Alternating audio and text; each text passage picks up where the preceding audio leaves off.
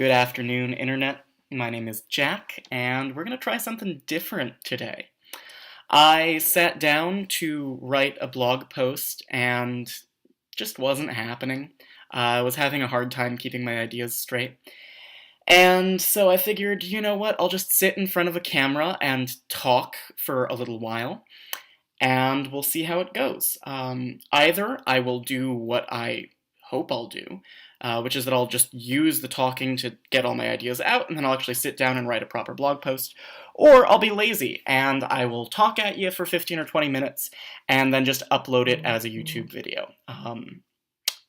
We'll see.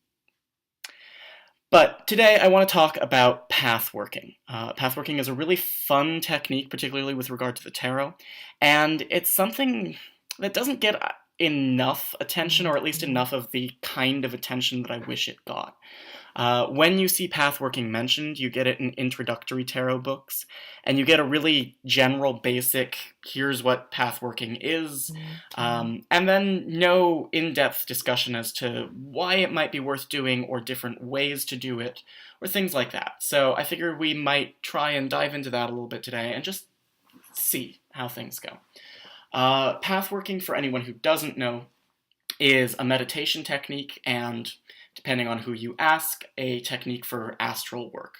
The basic idea with regards to the tarot is that you take a card, so I have the Fool here, right? You take a card and you step into it. You mentally project yourself into the card, and you become a part of this landscape. You interact with the figures therein.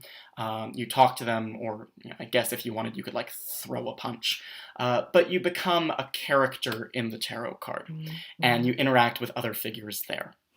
And there are lots of different ways that people do pathworking, with varying degrees of agency associated therewith.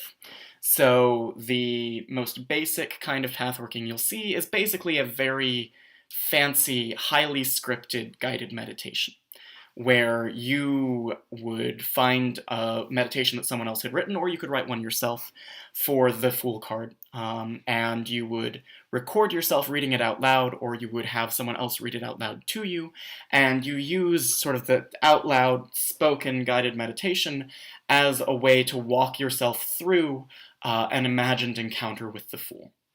So it would say something like, you walk up to the top of a cliff, and you see a young man there, and he has a knapsack and a dog, and you say to the young man, blah blah blah blah, and then he turns around and he responds to you, blah blah blah blah, and so on and so forth. That's not as much the kind of pathworking that I like to do. I tend to prefer something that's less scripted and more free-form. In particular, I was raised on a steady diet of Carl Jung. And the reason that's relevant is Jung has a psychoanalytic technique called active imagination. This is something that he developed when he had his own psychotic break in the build-up to World War I. And basically what it entails is that he used to induce hallucinations in himself. He used to force himself to hallucinate. And then he would record all of his hallucinations, and after the fact, he would go back and he would mine through them for symbolic significance. So he would look through his hallucinations, or his fantasies or whatever, and he would try to pull out things that were significant, meaningful, and relevant to his mental, emotional state. And the way pathworking works, if you want to do it that way, is much more freeform, right? So you would step into this card, you put yourself in this landscape with the Fool, with his dog, and then you just sort of see where things go. And you treat the Fool as if he is a separate person from you, a real person who has his own agency, his own thoughts, feelings, right, desires, motivations, and who's going to interact with you the same way that a separate person actually would. Which is to say, he's not going to say things to you, or he's not exclusively going to say things to you that you anticipate, that you expect. He's going to surprise you. He's going to upset you and say things you don't want to hear. And that can be really difficult to do. That can be a difficult thing to pull off, to enter into a fantasy scenario with the degree of confidence that's required to actually interact with other figures in your imagination as if they're real people. Jung has this anecdote about a patient he was working with who did an active imagination where she was walking along the beach and she saw a lion. And she approaches this lion, and then it turns into a boat and she starts to sail away. And Jung said she was doing it wrong. She was doing this technique wrong because when you see a lion in real life, your first thought is not, oh, I should walk up to it and it'll turn into a boat. Your first thought is, oh shit, a lion, I need to get out of here. So when you enter into a pathworking or an active imagination and you don't have a rigid script, you need to trust the other figures in this pathworking as separate from yourself, as distinct people who are going to behave in a way that you don't control. And you need to make sure that you're not mentally writing a script and trying to make things go a certain way.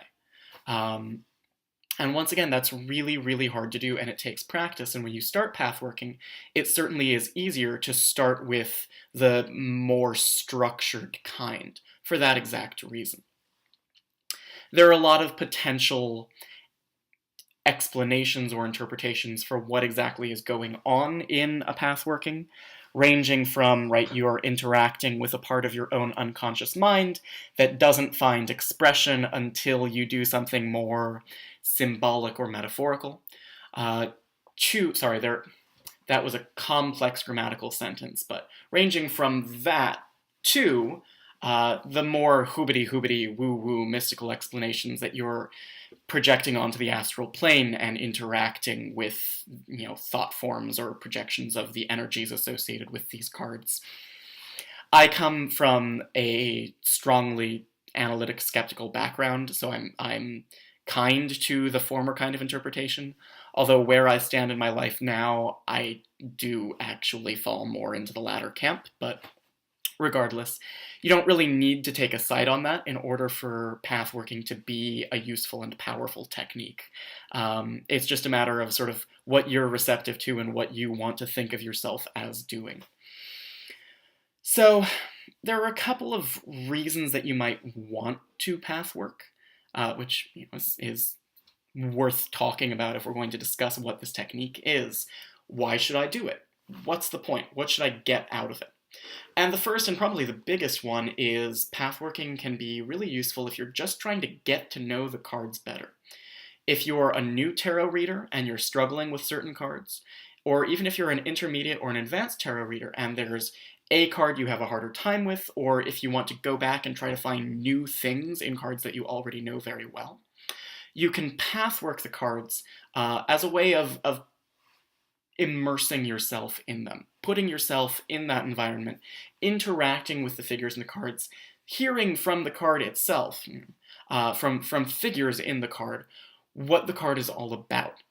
And that'll give you a more intimate, personal connection to the card that will make it easier to read in various contexts. A second reason to do pathworking is sort of the old school, highfalutin Golden Dawn Kabbalistic pathworking. So in the Kabbalah, you have the Tree of Life with 10 Sephiroth, and there are 22 paths that connect the Sephiroth. And in Western ceremonial magic, the 22 paths are connected to the 22 cards of the major arcana. And traditionally, it starts with the Fool all the way up at the top of the tree, and then you work your way down, and it finishes with the World at the bottom of the tree.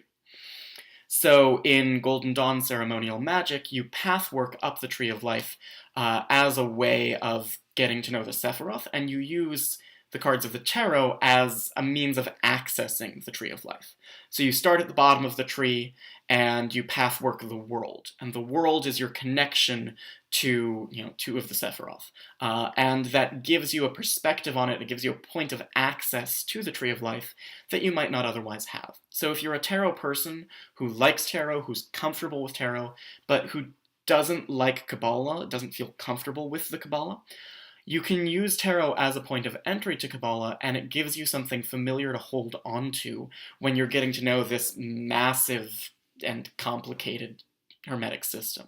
That's actually how I got into Kabbalah. I used to hate the Kabbalah.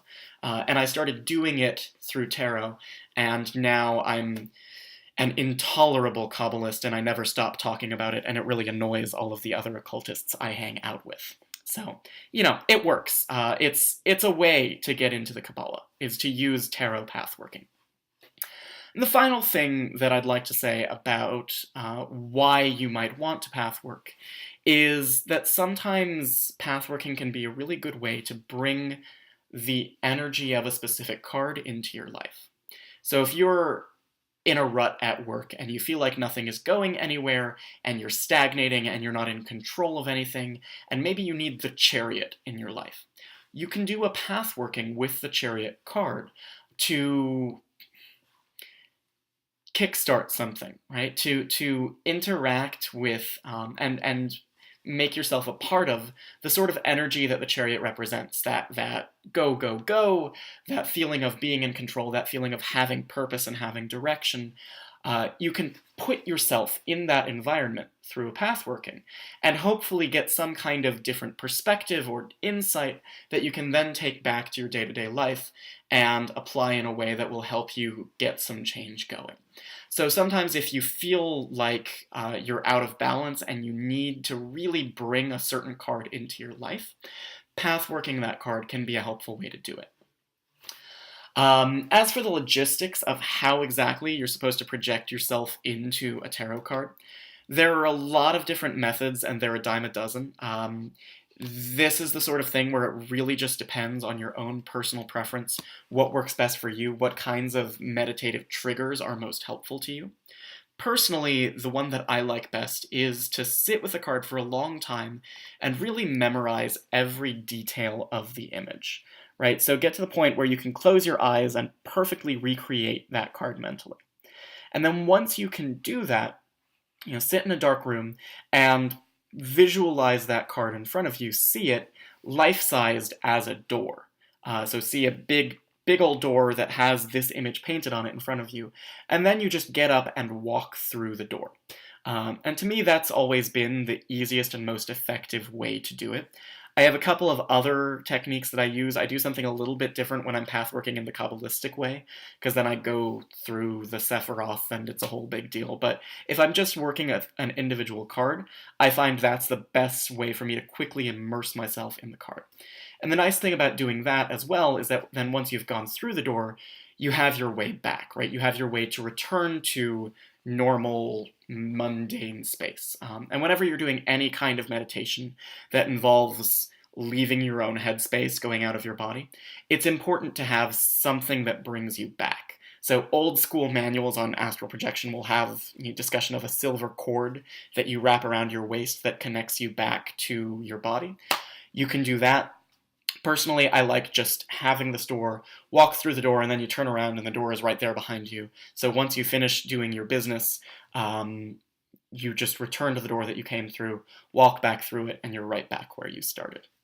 So I think that's about all that I'm going to say for today. We're over 10 minutes. I don't want to blabber on for an hour. But yeah, this was an experiment. So we'll see if we keep doing this whole video thing. It's a great deal easier on me than actually writing out blog posts. Writing a post easily takes 2 hours out of my day. This has taken 14 minutes. So I'm not sure how much I love the medium, but we're going to see. We're going to try it. And worst case scenario, I'll just go back to writing the blog post. In the meantime, thanks for watching. I hope you enjoyed, and I will talk to you in one way or another fairly soon. Bye.